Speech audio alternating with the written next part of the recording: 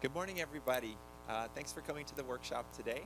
We're going to be talking about the essentials of academic advising at Doñana Community College. One of the important things that I think students learn as they become college students is that you have an array of different advisors across campus. You have your admissions advisor. You have your financial aid advisor. You have your career services advisor. You have faculty advisors. You have different folks giving you advice along your journey. Today we're going to talk specifically about academic advising, and we'll get into the details there. My name is Brad Mazdra. I'm the Director of Academic Advising here at Doñana Community College, and joining us today that you'll meet here in just a moment, Marty G. Brooks. He's an academic advisor here at Central Campus, and Lorena Ramos also works with me at the East Mesa campus as a general academic advisor. What is academic advising? We have a definition that we have formed as a council, all the academic advisors on campus, and academic advising is really described as an ongoing shared partnership between a student and an advisor that focuses on helping the student to identify, plan, and achieve their academic goals aligned with their career or life aspirations.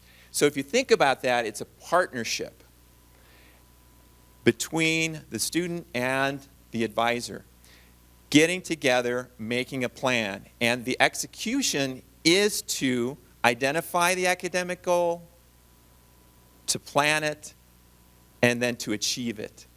And so those are the three verbs that we're always talking about as academic advisors, is helping students to identify, plan, and achieve their academic goals that are tied to their long-term career aspirations and their life aspirations. And so if you think about that, identifying, so that's making a choice on your career, on your goal, on your academic program, on your major.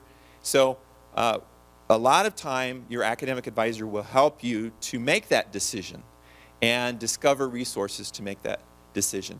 Planning is a huge part of the partnership that you have with your academic advisor. And a lot of what we do is based off of a very simple principle of reverse engineering. So if you know what your goal is, then you can reverse engineer that back to which classes to take to meet that ultimate goal. And we spend a lot of time in academic advising doing that and helping students to think in that way. And then, of course, achieving your goal, utilizing the resources that are here at your disposal to be successful in the shortest possible route to actually achieve that goal. It is a part of the educational process that aims to assist students to become active and effective agents of their own learning.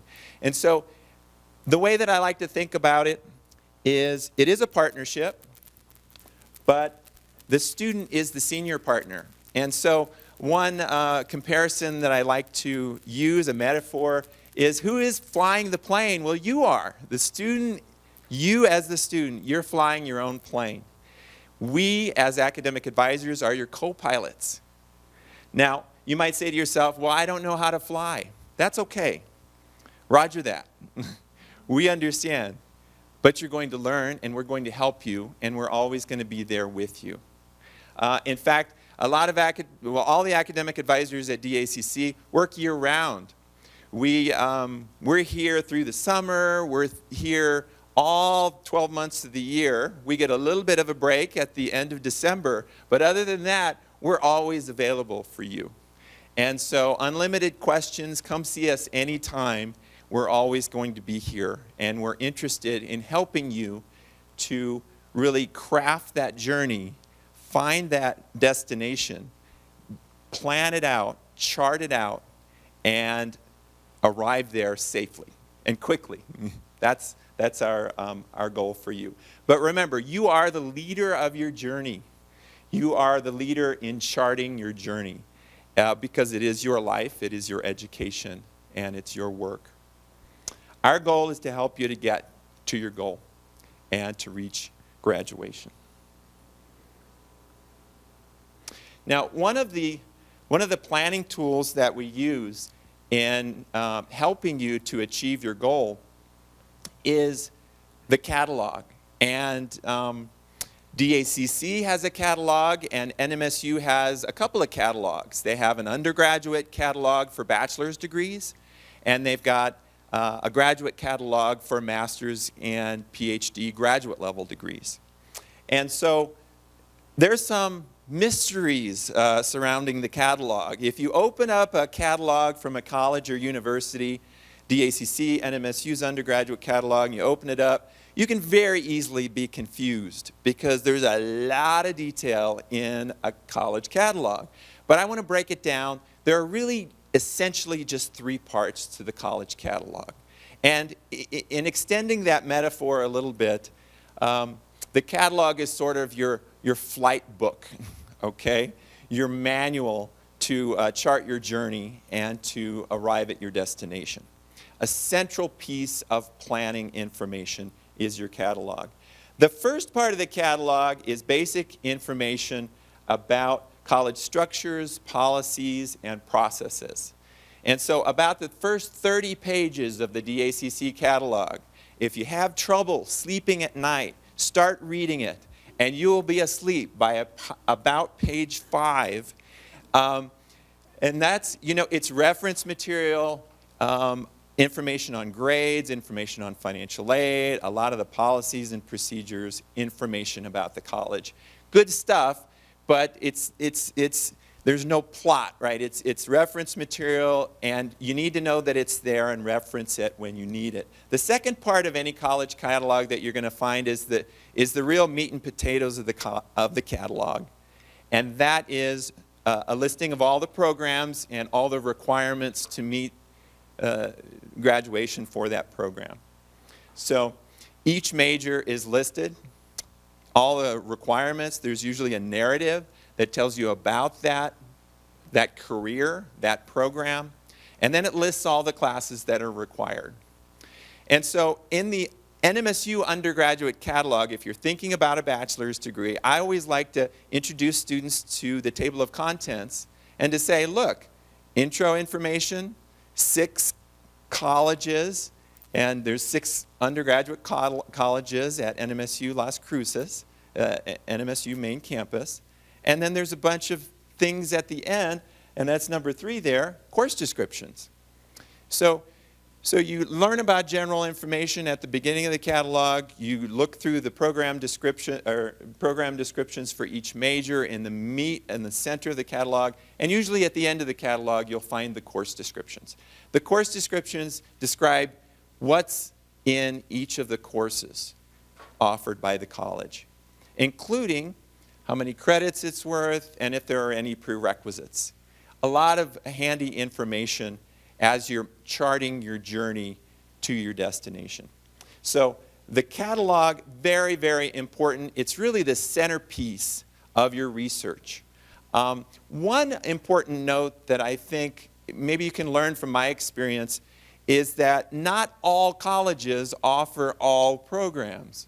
And so if you want to be an audiologist, NMSU is a great university, but they do not have a program in audiology. They have a program in speech-language pathology, but not in audiology. DACC does not have a program in physical therapy assistant. We do not have a program at this time in that area.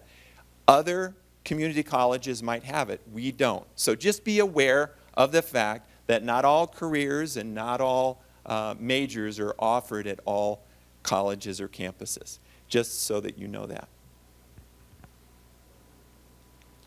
One of the things to just break it down a little bit further for the Doña Ana Community College catalog is that you're going to find essentially 3 different kind of academic programs in the DACC catalog. You'll find certificates, which are really designed to give you a specific set of employable skills. We call these career technical education programs or applied programs, but a certificate is a mini program that's usually between 16 and 36 credit hours, and is designed to give you a specific set of skills that you can utilize in the workplace. Related to that, we have applied associate degrees. An associate degree is a minimum of 66 credits, and applied associate degrees oftentimes build on those certificates and giving you employable skills, as well as some basic English, basic math, some core requirements on the academic side as well, and that's what makes it an associate's degree. And those are applied associate's degrees that are really designed to put you right into the workforce.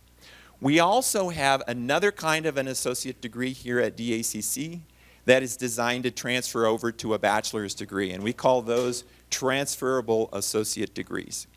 So for example, we have an Associate of Arts, which is a 66 credit hour, currently a 66 credit hour associate's degree that's designed to transfer over to the College of Arts and Sciences at NMSU, or really any state university in the state of New Mexico. So as part of the New Mexico State University system, Doña Ana Community College does offer these transfer programs for state universities in the state. At this point, I'm going to hand it over to my colleague, Lorena Ramos, and she is going to talk about some of the basic building block elements of the academic programs. Lorena?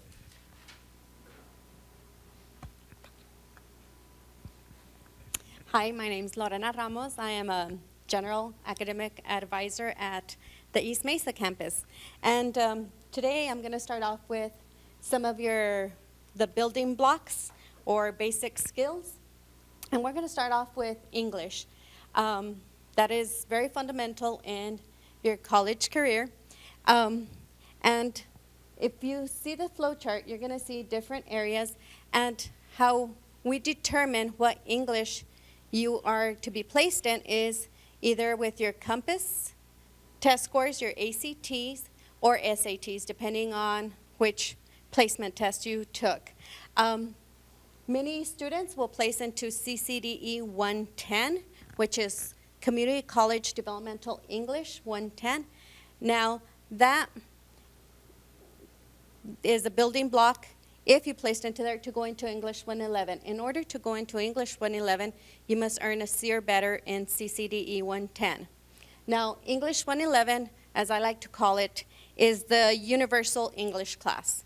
Every associate degree and every bachelor's degree requires English 111. Now, in order to get credit for English 111, you must earn a C or better. Now, depending on where you're going, what degree you're going to follow, either a bachelor's or an applied degree, you could either take BOT 209, which is Business and Technical Communications, or one of the other three choices, which is English 203, English 211, or English 218. And I'll give you a little bit more information on these other three as we proceed with the presentation. Now, the next one is going to be the math. And this is a little bit more complicated, a little bit more routes to take. You see a lot of little arrows there. Now, a lot of students, again, based on your compass test, based on your ACTs, you will place either into a community college developmental math, and there's 100, 103, 114. You can place anywhere in that area, or even some students, math 120, 121. I have seen very few place into math 190, and that is awesome. But again, as you look at it, we take the end in mind. What is your major? Are you going to be a business major? If you're going to be a business major, we know you're going to have to take 142 and statistics 251. And because of your degree plan, if that's what you see, it doesn't mean that you automatically take that class. It doesn't say, oh, I just need one math class. And a lot of students, that's where they get caught up in taking math at the very end, because you say, oh, I need this math class, and then toward the end, that's the one you want to take. Well, no, we have to follow the plan. If you place into Developmental Math 114, you have to take 1, 2, 3, 4 classes before you could get to 142. And again, with the English, you have to have a C or better in each of those math classes before you proceed to the next one. And remember, with any math that is required for your degree, we reverse engineer it. What is your ultimate goal? And then we work down from there. Next, we're going to do the New Mexico General Education Common Core. And these classes are designated general education courses guaranteed to transfer to any New Mexico public college or university. And at NMSU, we designate those classes with a G suffix. So while you're looking through your catalog and you see a class that has a G suffix, that means it is transferable to any university within the state of New Mexico. Now, I'm going to review the current approved NMSU courses offered at DACC. And if you want a complete list of all the courses approved at NMSU, you could look at the New Mexico Higher Education website. And the New Mexico General Education Common Core, they're divided into 5 areas. The first area being communication. Now with communication, we have English 111, how we talked about before. That is a required class for any associate and bachelor degree. Then you take the level 2, which is English 203, business and professional communication, English 211, writing and humanities and social sciences, and then English 218, technical and scientific communications. Now, how do you decide which one of these 3 do you take? Well, again, we look at what degree are you going for. Are you going for a bachelor's in engineering?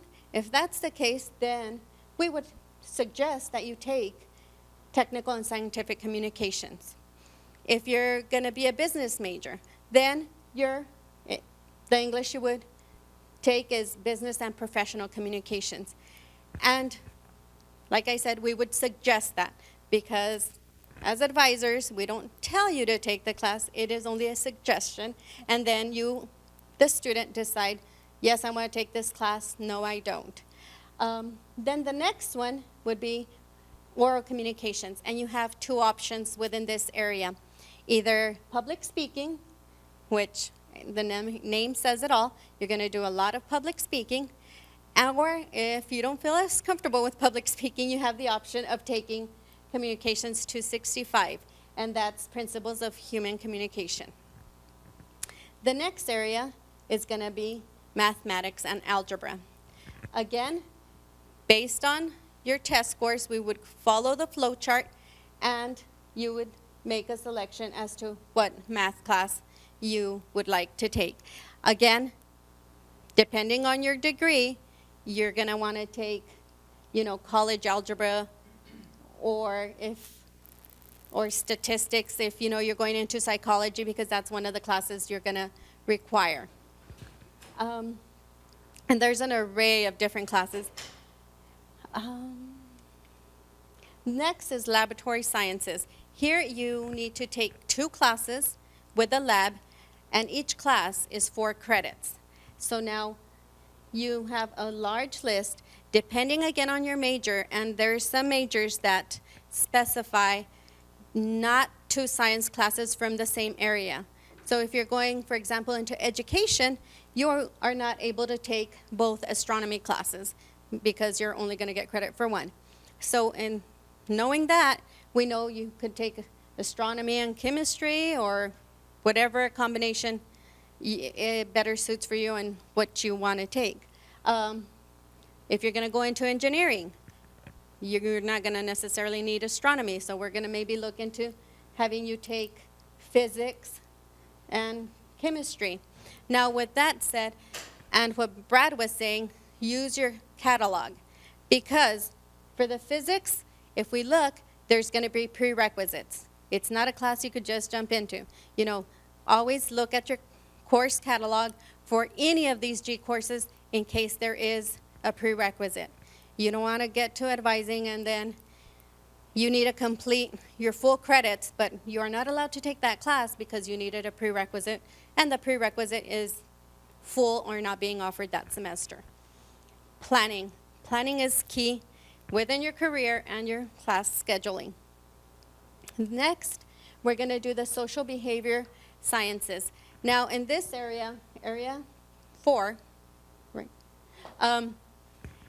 we're going to look at, it's going to be a combination with the humanities and fine arts. Between these two sections, you need 15 credit hours.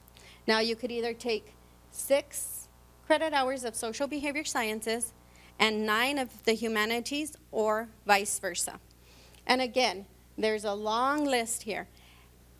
And we take into consideration your bachelor's, or if you're even going to do your master's, it's like, okay, these are the classes, this is the background information you're going to need, and that's how we're going to select the classes. What's going to better suit your final degree. Next, we have the humanities. Again, that's in combination with the social behavior sciences. And if you see, we have art, music, theater. Those are appreciation classes.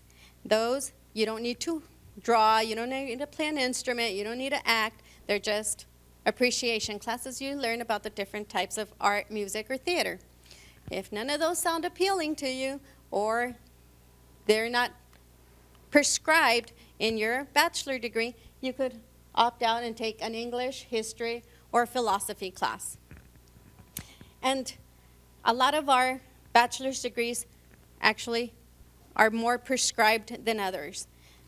For example, education, they have you take either on art, music, or theater. There's very little wiggle room in those. And others degrees, they give you free will to select whatever class you want from these choices. Now, this is a hard copy. This is a format of a hard copy advising worksheet or degree plan. And the one I have up here is the New Mexico Common Core. And use this to track the classes you've taken every semester, what grade you have received. That way, you know what your requirements are, if you've met them or not. Learn how to read these degrees, because as advisors, we're human, we make mistakes, and a second set of eyes always helps. You know, if you took art at the beginning of your college career, and I'm trying to, after 3 semesters, tell you, why don't you take art? You can say, no, well, I think I took that class. So help us out. Learn how to read the degree plans. And this is the second part. Now, you're going to see these on the very end, the CCDM or CCDR. These are the community college developmental courses. These do not carry a college credit, but they do, however, count toward your GPA. So you have to make sure you earn good grades in these, a SEER better, in order to progress to the next one if that is the case. This is going to be the degree audit, and this you access it through MyNMSU as well. This is the one for general studies. Not a lot of requirements, but it'll tell you, the light green with the line are classes that you have in progress. The X means you still need to meet that requirement, and the dark green with a check mark means you've met the requirement for that area. And it'll list on the very bottom courses that do not carry academic credit. This is, again, your community college developmental classes. You need to be real careful with these.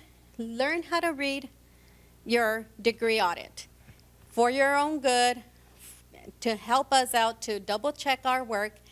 And you could run it for any degree that you like, not only the current major you're in. You could run it for any degree within the NMSU system. And whenever you meet with your advisor, they'll help you how to run it, how to read it, and then from there on, you could run them anytime you want. We're always available for questions. And with that, I will turn it over to Mr. Brooks. Thank you, Lorena. Thank all of you for being here today. With all of the information that Brad and Lorena have provided, you get the understanding that there's a set of rules, a set of guidelines, directions, what's required. There's places where you can get that information so that you make good choices along the way to get you to your degree. The maybe a little less prescriptive issues, abstract issues, have to do with you being an individual. Every student is different.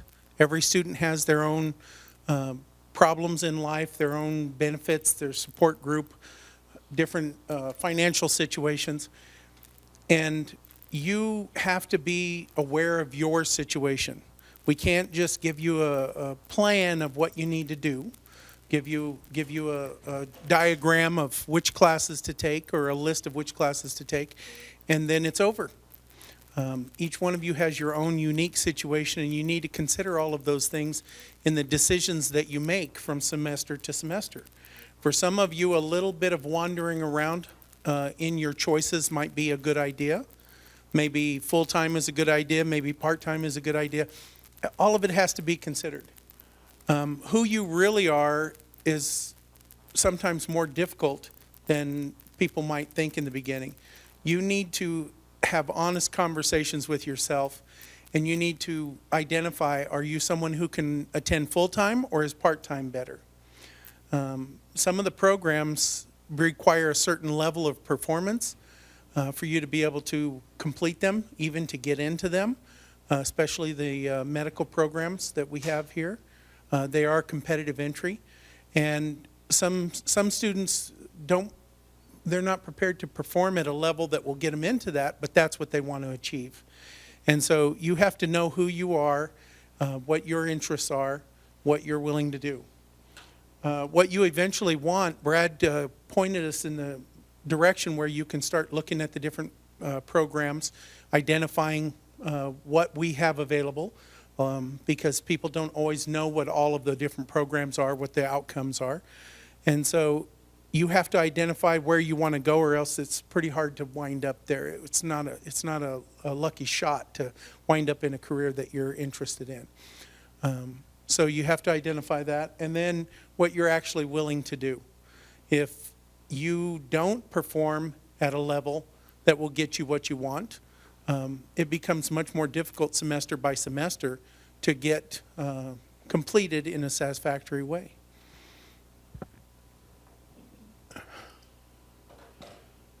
We have 3 different individuals here on this slide. It doesn't make any of them the right one or the wrong one. It's who you are. If you're a beginning student, we would suggest that you start with your basics. Focus on the things that are going to make you stronger and more competent. But at the same time, you need to be in charge of that. You need to decide what's right for you. The person in the middle is someone who has skills and abilities. They've moved forward a little bit, perhaps, maybe a second or third semester student, and they've really starting to catch their own and move forward well. So this is the person that has embraced the idea of being an active and effective agent in their own learning. And then the third person is someone that perhaps is not able to attend full-time, maybe doesn't have the financial means to be a full-time student. They need to be a little more careful in their choices. They need to think very carefully about what they're doing. In all of these different situations, it's really an element of understanding yourself and what you can handle to get the things that you want to accomplish.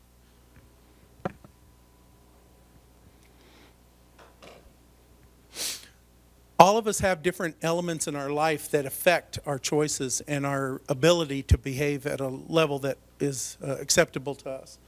Work requirements, family obligations, personal interests, and academic needs. If you're in a competitive entry program, the fact that you work a full-time job and have family obligations and perhaps personal interest, all that detract from your ability to perform well, doesn't make it any different. Reasons why things happen are just reasons. They don't change the outcome. So you really need to consider all of the different elements and think critically about what it is that you're doing to get to the point that you want to be.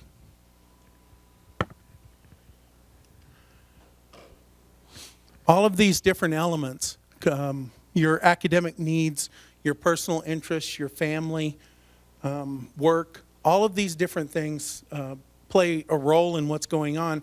And the more you can align your personal interests, your family issues, your work environment, all of those things aligned with your academic goals and your academic activities, it makes it much more doable, much easier. There is student employment, and often that'll fit very well with what you're doing in school. Study partners, associating with other people that are in the same program that you have, making study dates, things like that. It makes it much more of a good fit with what you're doing in academics and in your life so that they're not pulling away from each other.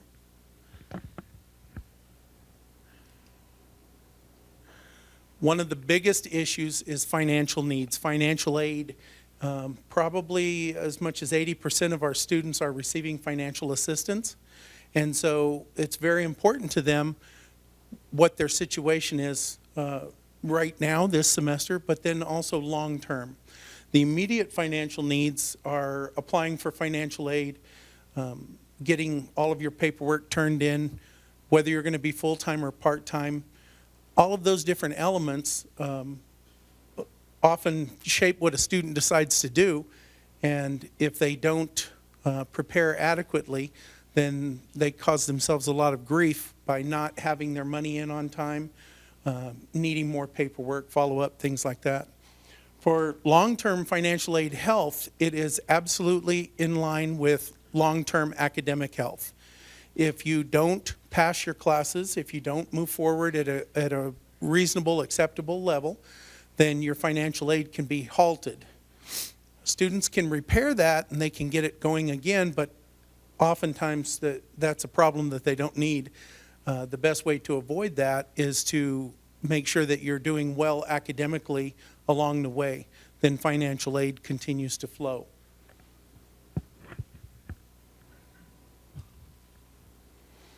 And I'm going to give it back to Brad.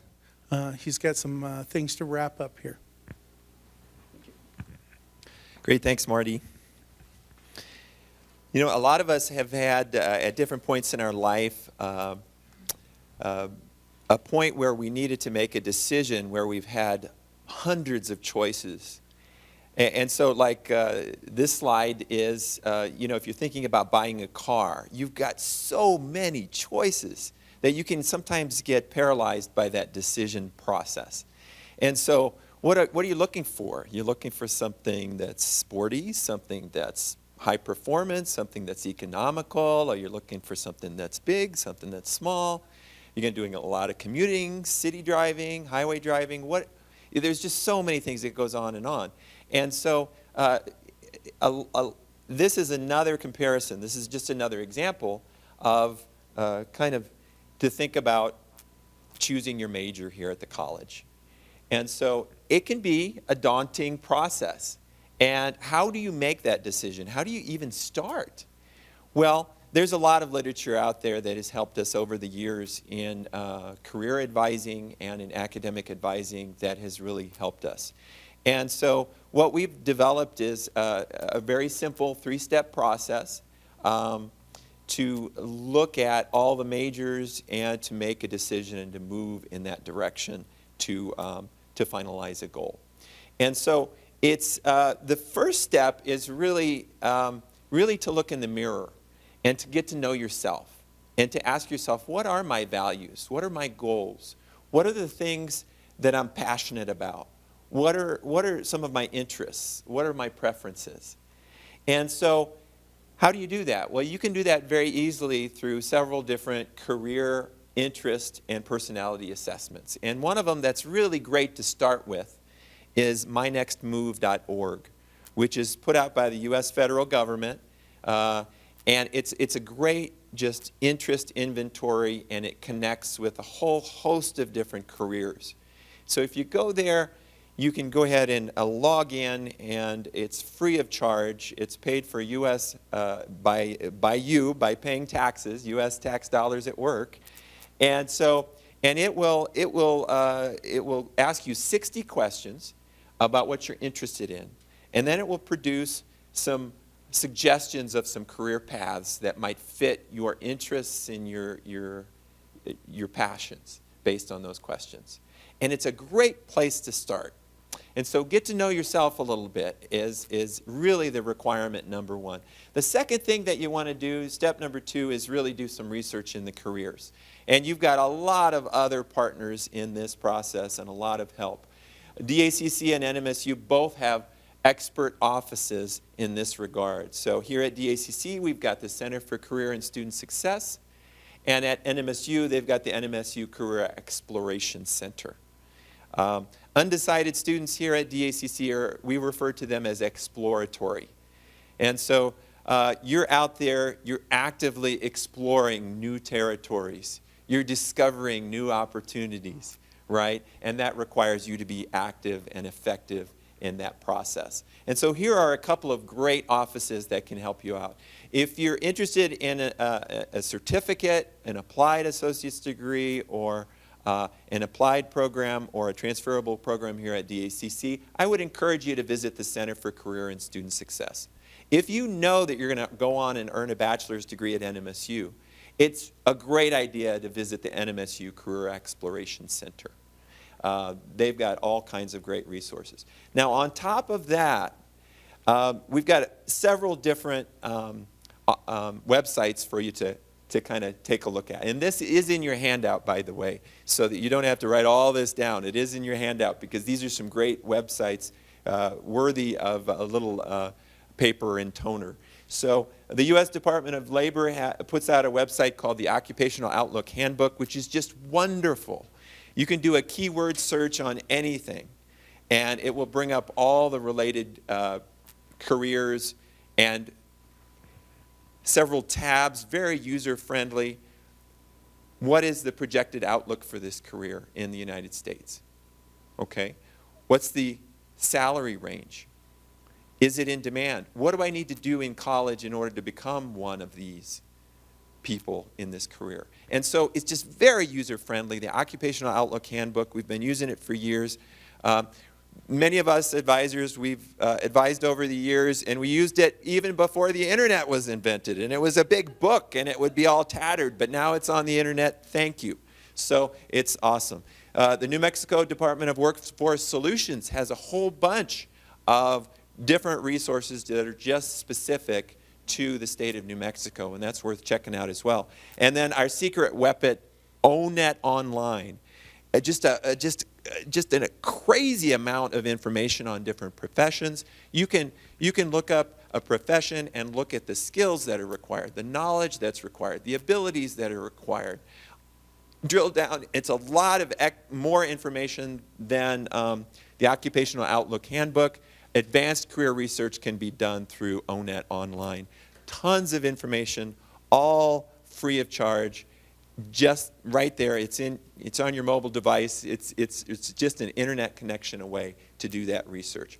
Once you get to know yourself and once you check out the careers out there, and now you can start having an idea and start whittling down your choices based on the college catalog, the DACC catalog, maybe the NMSU undergraduate catalog, and kind of look at that. And your advisor can help you to navigate that process on step 3. And then what you want to do is you want to tell your advisor that you'd like to declare your major, and your advisor will assist you in doing that. And please keep in mind, you can change your mind at any time. You know, it's not chiseled in stone. That's what I tell the students. You know, you can change your mind. And as you move through the college experience, you discover different things, and you have that opportunity to change your major. This is written down for you so that you can refer back to it. Just a reminder, a very nice visual representation of the fact that the U.S. Department of Labor has been tracking this for quite some time. The more college you attend, the more your earning potential is, and the less likely you're going to be unemployed. And so if you look at the bottom of this chart, you'll see folks with less than a high school diploma, and then a high school diploma as you go up a scale, and you go up a notch there, some college, an associate's degree, a bachelor's degree, a master's degree, and beyond. And you look at this, and you can kind of see the trend. The more college, the more money. The more college, the less likely you'll be unemployed. And it's been this way for so many years. This is the latest information we have based on 2014 statistics. So this is important to keep in mind as you plan your goals for the future. Now, just to recap some of the material that Lorena covered and some of the material that Marty covered, there are 3 main tools here at the community college and the university to track your requirements. Once you decide on that major, to track your requirements as you're going through, you've got the catalog, which we've already talked about. You've got the degree plans, with which Lorena had mentioned as well, and they're available on the DACC advising homepage, as well as the STAR degree audit, and that's the electronic tracking tool, and that's available at degreeaudit.nmsu.edu. Now, these are all in your handout as well, because these are core planning resources, and you absolutely need to be accessing these. Now, you might ask, well, why do you have 3 ways to track? That's a good question. They should all say the same thing, shouldn't they? Absolutely. If they don't, you know what? You're going to raise your hand with your advisor and say, I've got a question about this. This doesn't make sense. This doesn't match. That shouldn't be the case, but if you find something that doesn't make sense, we need to discuss that. 3 different ways to track, and honestly, I think the successful students use all 3 tools. They use the checklist, the degree plan, they use the catalog, they're always referring to the catalog, and then they track. As they have a whole bunch of classes already finished, they use the electronic planning tool, the degree audit tool. The degree audit tool, just by the way, is the tool that we use to clear you for graduation. And so if you've got a clean degree audit with nothing but green check marks, that means you get to graduate, and nobody can argue with that. So that is awesome. That is awesome to know, and what better tool to use to navigate your journey than the tool that we use to certify you for graduation. Okay, other tools to get the job done, also in your handout today, the academic department website. So say if you're interested in the DACC Radiologic Technology program, a wonderful program here on campus. They've got a great website out there. If you're interested in the DACC Paralegal Studies program, awesome program. They've got information on their website as well. So it just stands to reason that there's going to be additional information on top of the catalog and these other resources that we've talked about on the academic department's website. We also have a Central Academic Advising Center website with a bunch of different resources, including a section on advising tools that are open for students to use as well. And so we've got the website here as well. We have an academic advising directory. We've got instructions on how to actually apply for your degree, which is my favorite thing to do here at the college, and how to calculate your GPA, and much, much more. So please check out that website as well in your research. All of us have a my.nmsu.edu email account and a portal. So you can go there to that website, log in. There's a lot of information there, a lot of tabs, a lot of resources, links to different systems and different resources that you can utilize as well. And then, of course, the secret weapon, sometimes you just have to use the old-fashioned phone book. Okay, and we've got a great electronic phone book here at the community college. So if you want to know who's in the English department because you want to talk about an English class, you can just look up the English department and it'll list the department chair and then all the faculty member who teach in the department. And so all of the full-time folks. We have a whole bunch of adjunct faculty members as well, and they're under the supervision of the department chair and the program directors. And so be aware of that phone resource as well. And be checking that out. Great resources, and always additional resources added as we go through. This is our last slide today, and this is just a word to the wise, to plan wisely. Since the beginning of the community college here in 1973, it has been the practice that course registration for summer and fall classes begins in April. So if you will, in the middle of a semester, you get ready and you choose your classes and register for classes for the following semesters. So right now, as of today, it's February 11th, 2015. So March is right around the corner. And so I would encourage folks to be thinking and put this in your calendar, put it in your mobile calendar, and go see your advisor in March to talk to them about the planning, about which classes you're going to take for the summer and the fall. Okay? And also course registration for spring classes always begins in November. And so the best early bird advising happens in October. So this is always the case, so you can put it in your calendar every March, every October, get advised. Okay? So that's just a word to the wise, just so that you can be ahead of the curve. What happens is this, is that if you're early, then you get the best selection of classes at the best times, at the best places that fit you and your world, so that you're best set up for the best success plan. If you register late, then you don't get the best times, and then you don't get the best places, and then that can affect your performance, and that can affect your success plan. And so it is up to you to be an early bird, and we always encourage that of students to plan ahead. That's the information we have for you today.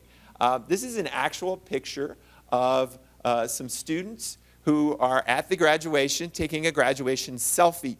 Now, we would love for you to be taking graduation selfies very soon. So we do want to open it up for questions right now. I do thank you for attending the workshop here today. I know we're going to have a lot of questions. On behalf of the Academic Advising Center, thank you very much.